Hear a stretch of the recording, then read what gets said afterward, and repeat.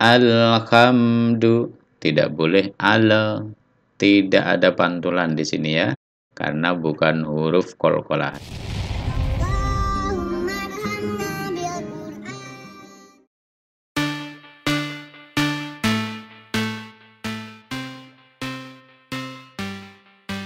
Assalamualaikum warahmatullahi wabarakatuh. Bismillahirrahmanirrahim. Alhamdulillahirabbil alamin. Allahumma shalli wa sallim wa barik ala sayyidina Muhammadin wa ala alihi wa ashabihi ajma'in. Amma ba'du. Para pemirsa pecinta Ngaji Lansia TV, pada video kali ini kita akan belajar surah Al-Fatihah. Oke, langsung saja kita mulai. A'udzu billahi minasy syaithanir rajim. Bismillahirrahmanirrahim. Bismillah, lamnya ditekan ya. Bismillahirrahmanirrahim. Haknya bersih, roh, Rahman, Ar-Rahim. Bismillahirrahmanirrahim. Bagaimana kita tahu bahwa Al-Fatihah terdiri dari 7 ayat. Jadi yang ayat pertama adalah Bismillahirrahmanirrahim. Sebagian ulama mengatakan bahwa Bismillah ini bukan bagian dari surah Al-Fatihah. Jadi ada beberapa pendapat, ada yang mengatakan bahwa Bismillah itu adalah bagian dari surat Al-Fatihah, ada yang mengatakan bahwa Bismillah itu adalah bagian dari setiap surat di dalam Al-Quran kecuali surah At-Taubah. Bismillahirrahmanirrahim artinya dengan menyebut nama Allah yang Maha Rahman. Rahman, apa arti Rahman? Nah, Rahman ini adalah pengasih, Rahim penyayang. Rahim biasa diartikan Maha Pengasih dan Penyayang. Jadi untuk sifat Allah yang Maha Rahman itu adalah sifat Allah mengasihi seluruh makhluknya, yaitu baik yang taat maupun yang tidak taat, seluruh binatang, semuanya dilingkupi oleh kasih sayang Allah dalam sifat Ar-Rahman. Adapun Ar-Rahim adalah sifat kasih sayang Allah yang khusus untuk orang-orang yang beriman, yaitu besok di surga. Itu adalah salah satu makna dari Ar-Rahman dan Ar-Rahim. Lalu Bismillah ini sunnah untuk diucapkan ketika mengawali semua pekerjaan. Itu disunahkan untuk membaca Bismillah. Sabda Nabi, kullu amrin la yubda'u fihi bismillahirrahmanirrahim fahuwa ajdam. Setiap perkara yang tidak dimulai dengan bacaan Bismillahirrahmanirrahim, maka perkara itu kurang sempurna. Maka disunahkan baca Bismillah ketika hendak memasuki kamar kecil. Kemudian untuk memulai berwudu kita Bismillah, makan Bismillah, dan lain sebagainya. Semua perbuatan, baik itu zikir, misalnya, juga semua harus dimulai dengan Bismillah. Wudu, mandi, semua dengan Bismillahirrahmanirrahim. Nah, itu dengan menyebut nama Allah yang Maha Rahman dan Maha Rahim. Alhamdu, Alhamdu, tidak boleh ala. Tidak ada pantulan di sini ya, karena bukan huruf qalqalah. Jadi Alhamdu, dunya pendek. Alhamdulillahi Rabbil alamin. Rabbil ada penekanan lalu ditahan. Rabbil lillahi. Alhamdu, dunya pendek. Alhamdulillahi Rabbil, hinya juga pendek, langsung hi Rabbi. Alhamdulillahi Rabbil alamin. Panjang. Ain, alamin. Alhamdulillahi Rabbil alamin. Alhamdulillahi rabbil alamin. Segala puji. Al itu bermakna seluruh. Segala puji milik Allah. Hanya milik Allah subhanahu wa ta'ala. Rabbil alamin siapa Allah? Yaitu Tuhan, pengatur, pencipta semesta alam, alam semesta. Segala puji milik Allah, Tuhan semesta alam. Melalui ayat ini, ayat kedua dari surah Al-Fatihah, Allah mengajarkan kepada kita untuk bersyukur. Cara bersyukur yaitu dengan mengucapkan Alhamdulillahi Rabbil Alamin. Segala puji milik Allah, Tuhan semesta alam. Diriwayatkan bahwa Ibnu Abbas pernah mengatakan Alhamdulillah, bahwa lafal Alhamdulillah adalah kalimat syukur. Apabila seorang hamba mengucapkan Alhamdulillah, maka Allah subhanahu wa ta'ala berfirman, hambaku telah bersyukur kepadaku. Jadi Allah mendengar apa yang kita ucapkan dan memuji dan menyebut-nyebut kita yang telah memujinya dengan mengatakan, oh ini hambaku telah bersyukur kepadaku. Jadi kalau kita 17 kali mengucapkan surah Al-Fatihah, berarti 17 kali itu pula Allah menjawab apa yang sudah kita ucapkan, yaitu Alhamdulillah. Allah mengucapkan Hamidani Rabbi, oh ini hambaku memuji aku. Nah, kalau tadi Bismillah kita gunakan untuk mengawali seluruh aktivitas, maka Alhamdulillah digunakan untuk menyudahi segala amal, segala perbuatan. Habis makan, Alhamdulillah, bangun tidur, Alhamdulillah. Jadi semua diucapkan dalam rangka mensyukuri nikmat Allah. Kita tidak bisa menggerakkan apapun dari tubuh kita kecuali atas izin Allah Subhanahu wa ta'ala. Nabi SAW pernah bersabda, "Idza qulta alhamdulillahirabbil alamin faqad syakartallaha fazadaka." Nek kamu mau mengucapkan alhamdulillahirabbil alamin, berarti engkau telah bersyukur pada Allah dan Dia niscaya akan menambahkan nikmatnya kepadamu. Lalu kata Rabbil alamin, pemilik Rob itu artinya pemilik al-alamin, semua alam. Jadi pemilik semua dunia ini adalah Allah. Dunia usaha, dunia bisnis, dunia hewan, dunia jin, dunia alam jin, alam malaikat, semuanya dimiliki oleh Allah Subhanahu wa taala. Rob. Kalau di dalam bahasa Arab ada Rabbud Dar, berarti pemilik rumah. Rabbul Alamin, pemilik alam semesta. Jadi yang menguasai, yang menciptakan, yang memelihara, memberi makan, menghidupkan, mematikan.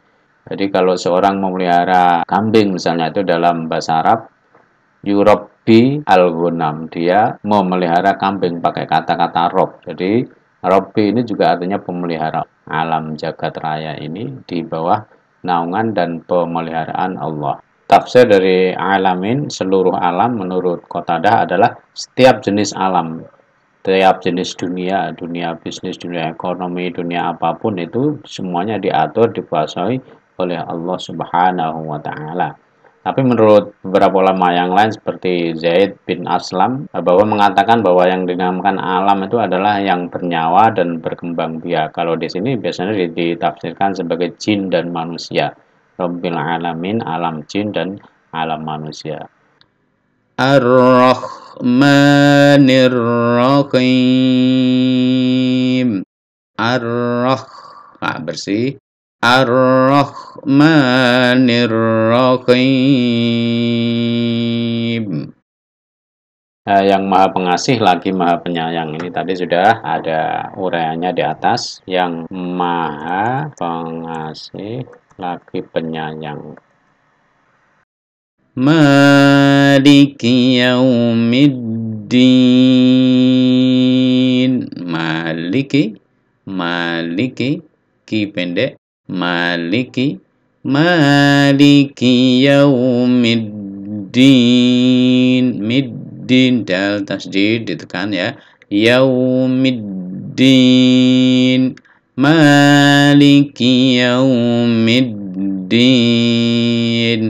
Maliki yaumiddin. Maliki yaumiddin, yang menguasai, yang merajai. menguasai maliki yaumiddin, menguasai hari kiamat atau hari pembalasan.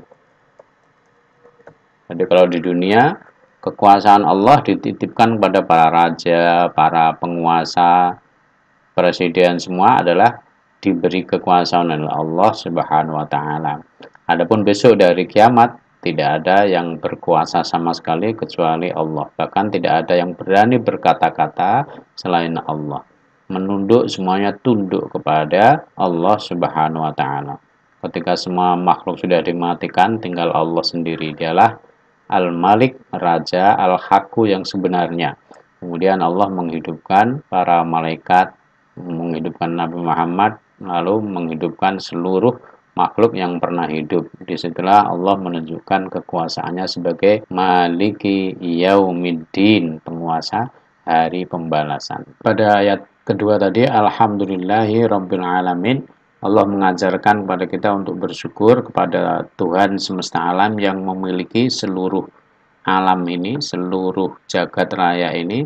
Nah, kemudian pada hari kiamat nanti, seluruh jagat raya itu akan ditarik, akan dikembalikan kepada pemiliknya, yaitu Allah Subhanahu wa taala. Disitulah nanti Allah Maliki Yaumiddin.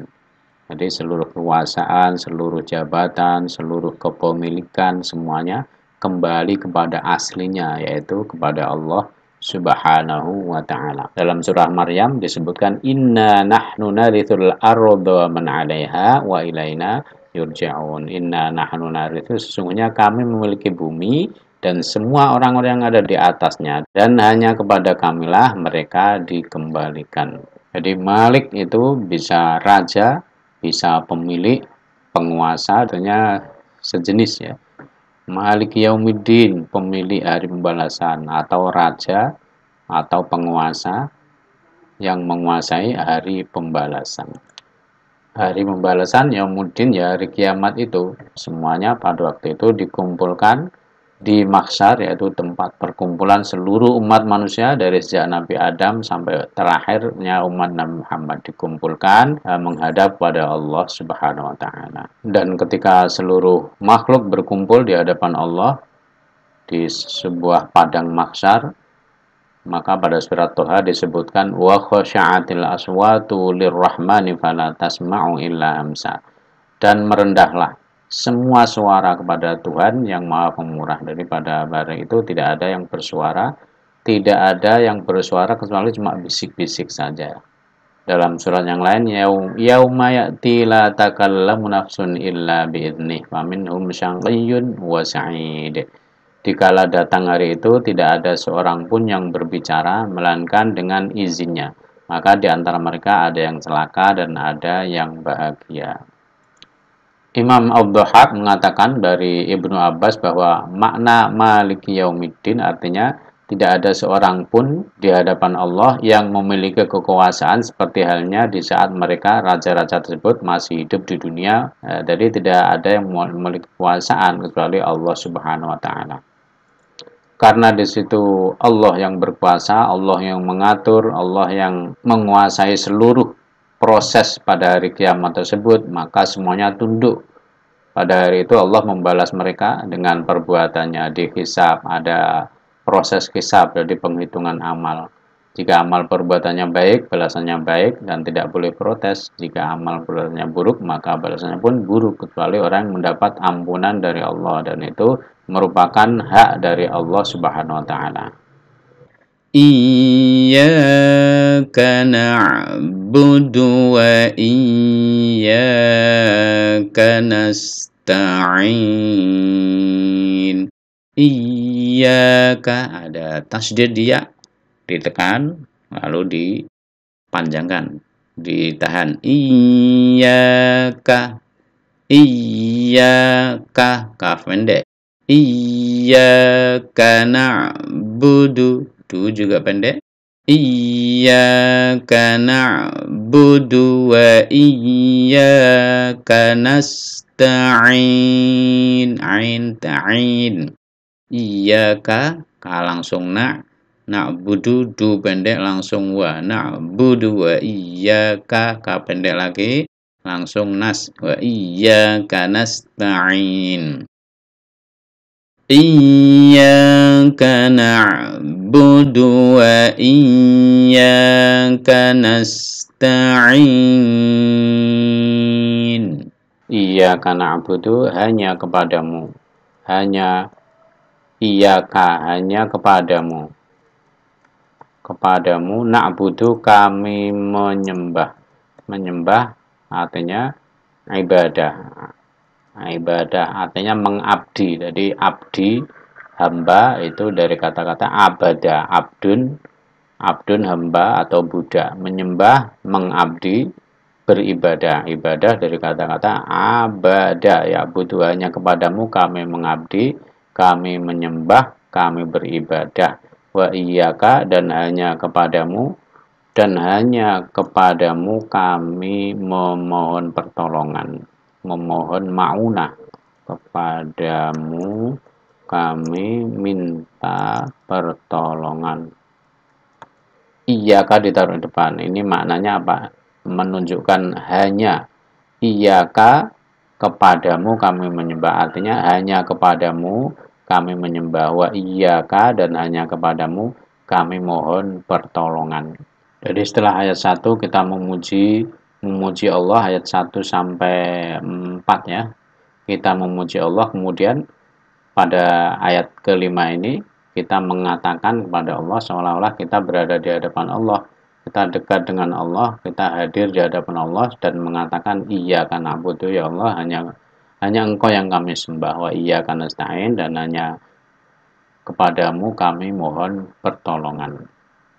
Ihdinas siratal mustaqim. Ihdinas siratal mustaqim. Mustaqim qaf. Ihdinas siratal mustaqim. Syurata pitu. Ihdinas siratal mustaqim. Nah, setelah kita mengatakan hanya kepadamu kami menyembah dan hanya kepadamu kami mohon pertolongan, lalu kita di sini minta pertolongan. Ihdinas siratal mustaqim. Tunjukkan kepada kami, berilah hidayah, tunjukilah kami sirat, jalan, al-mustaqim, yang lurus. Jadi di sini kita langsung memohon kepada Allah untuk ditunjukkan dan diberi kekuatan untuk melaksanakan, untuk meniti jalan yang lurus tersebut. Syiratal ladzina an'amta 'alaihim. Ini boleh berhenti di sini. Syiratal ladzina ada tasdid ya, ditekan, ditahan. Syiratal ladzina, na pendek, na langsung a. Na'an. Syiratal ladzina an'amta. An biasa, a i u, lalu ini ain, amta. An'amta. Tanya pendek langsung a. An'amta 'alaihim. An'amta 'alaihim. Syiratal ladzina an'amta 'alaihim ghairil maghdubi. Tidak boleh mantul. Nah, itu keliru kalau begitu, karena ini bukan huruf qalqalah.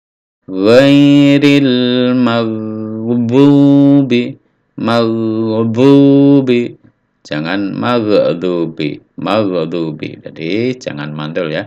Ghairil maghdubi. Bi pendek. Ghairil maghdubi 'alaihim waladdallin. Do dipanjangkan sampai sampai 6 harokat ya. Bo setelah 6 disambungkan ke lam tasdid. Bo, donya biasa dulu. Bol. Nah, lamnya ditasdid. Waladdallin.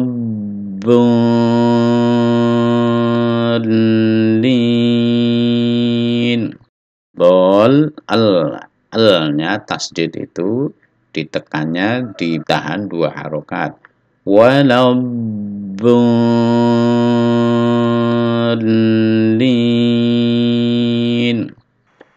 Siratal ladzina. Nah, jalan yang lurus itu seperti apa? Siratal ladzina, yaitu jalan orang-orang, yaitu jalan orang-orang, yaitu mereka-mereka yang telah engkau beri nikmat, telah engkau beri nikmat. Ini ada di surah Maryam. Di surah Maryam Allah menyebutkan kisah Nabi Ibrahim, kisah Sayyidah Maryam, kisah Nabi Musa, Nabi Ismail, Nabi Zakaria disebutkan oleh Allah. Lalu Allah mengatakan merekalah orang-orang ulaikal ladzina an'amallahu alaihim. Merekalah, yaitu para nabi tersebut yang sudah disebutkan itu adalah orang-orang yang telah diberi nikmat oleh Allah. Nah, ketika kita membaca ini suratal ladzina an'amta alaihim, kita tadi kan minta ditunjukkan oleh Allah jalan yang lurus. Jalan siapa itu? Suratal ladzina an'amta alaihim, jalan orang-orang yang Engkau beri nikmat, yaitu para nabi, para rasul, para orang-orang soleh seperti Sayyidah Maryam. Sayyidah Maryam adalah wanita terbaik sepanjang masa ya. Sayyidah Maryam ibunda dari Nabi Isa alaihissalam. Dan juga termasuk orang-orang diberi nikmat adalah para sahabat Nabi Muhammad Shallallahu Alaihi Wasallam. Sayyidina Abu Bakar, Sayyidina Umar adalah orang-orang terbaik. Jadi ketika kita membaca, ya Allah tunjukkanlah kepada kami jalan yang lurus. Jalan siapakah? Yaitu jalan orang-orang yang Engkau beri nikmat. Kita terlintas, yaitu orang-orang diberi nikmat adalah para nabi, para rasul, para sahabat dan lain sebagainya. Ghairil maghdubi, ghairi bukan jalan orang yang engkau murkai, maghdub dimarahi, engkau murkai, yaitu orang-orang Yahudi dan orang-orang yang sesat, yaitu orang-orang Nasrani. Nah, ketika membaca ini mulai ayat 1 sampai ayat 7, ini Allah Subhanahu wa ta'ala tidak diam. Jadi Allah mendengar dan menjawab, menyahut apa yang sudah kita ucapkan. Jadi ketika kita sholat, kita seolah-olah bisa melihat Allah atau seolah-olah dilihat oleh Allah. Dan ketika kita mengucapkan bacaan-bacaan ini, surah Al-Fatihah ini, kita yakini bahwa Allah menjawab apa yang kita ucapkan. Sebagaimana disebutkan dalam hadis Qudsi. Nah, bagaimana jawaban Allah? Jadi ketika seorang sholat mengucapkan Alhamdulillahirrabbilalamin, segala puji bagi Allah, Tuhan pemilik semesta alam. Allah berkata, Hamidani abdi, lah inilah hambaku, dia sudah memujiku. Jadi ketika kita mengucapkan Alhamdulillah ya Rabbil Alamin, Allah berkata Hamidani abdi, nah inilah hambaku, oh dia memujiku. Lalu ketika kita mengucapkan Ar-Rahmanur Rahim, Allah yang maha pengasih lagi maha penyayang, Allah juga menjawab Athna alayya abdi, hambaku telah menyanjungku. Jadi ketika kita mengucapkan Ar-Rahmanur Rahim, Allah yang maha pengasih lagi maha penyayang, Allah mengatakan Athna alayya abdi, hambaku menyanjungku, memuji, ya sama saja ya. Jadi kita berkeyakinan Allah melihat kita dan menjawab apa yang kita ucapkan di dalam surah Al-Fatihah ini. Kemudian ketika kita mengucapkan Maliki Yaumiddin, Allah engkau adalah Maliki Yaumiddin, penguasa tunggal pada hari kiamat. Allah juga menjawab Majjadani abdi, Majjadani abdi, oh ini hambaku menyanjungku.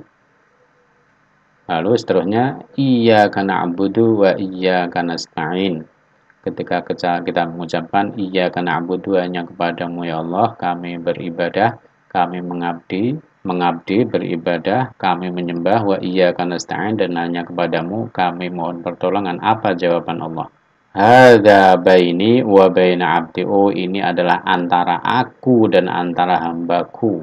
Wali abdi masa'ala, dan hambaku tersebut akan mendapatkan apa yang ia minta. Iya karena abudu, kami hanya kepadamu kami menyembah. Ini untuk Allah. Wa iya karena stain, dan hanya kepadamu kami minta pertolongan. Dan ini untuk kita. Jadi ketika kita mengucapkan seperti ini, Allah mengatakan wali abdi masalah, hambaku akan mendapatkan apa yang ia minta. Nah, setelah itu kita mengucapkan ihdinas siratal mustaqim sampai siratal ladzina an'amta 'alaihim ghairil maghdubi 'alaihim waladdallin. Apa kata Allah? Hadza li 'abdi wa li 'abdi ma sa'ala. Ini bagian ini adalah milik hambaku, dan dia hambaku akan mendapatkan apa yang ia minta. Insyaallah dengan mengetahui arti dari surah Al-Fatihah ini dan juga mengetahui dari hadis qudsi tadi bahwa Allah melihat kita dan menjawab apa yang kita ucapkan, kita dalam sholat insya Allah akan lebih khusyuk, seolah-olah kita hadir di hadapan Allah dan berdialog langsung dengan Allah. Ada 5 kali jawaban Allah di sini, yaitu ketika kita mengucapkan alhamdulillahirabbil alamin, Allah mengucapkan hamidani abdi, oh ini hambaku memujiku. Kalau kita mengucapkan ar-rahmanir rahim, Allah mengatakan asna alayya abdi, oh ini hambaku menyanjungku. Lalu kalau kita mengucapkan maliki yaumiddin, Allah penguasa di hari pembalasan, maka Allah berkata majjadani abdi, nah, ini hambaku memuliakan aku, mengagungkan aku. Ini sudah berapa? 3 dialog ya. Lalu iyyaka na'budu wa iyyaka nasta'in, dialog keempat, ini adalah antara aku dan hambaku, kata Allah, dan hambaku akan mendapatkan apa yang dia minta. Lalu terakhir ihdinas siratal mustaqim siratal ladzina an'amta 'alaihim ghairil maghdubi 'alaihim waladdallin. Kata Allah, hadza li 'abdi wa li 'abdi ma sa'ala. Ini adalah milik hambaku dan dia akan mendapatkan apa yang ia minta. Setelah ini dalam sholat kita disunahkan untuk membaca amin. Artinya amin adalah ya Allah istajib, kabulkanlah ya Allah permintaan tadi. Jadi ini doa kita ihdinas siratal mustaqim, doa minta ditunjukkan jalan yang lurus untuk bisa melaksanakan apa yang sudah kita ketahui dari ilmu-ilmu yang disampaikan oleh para guru.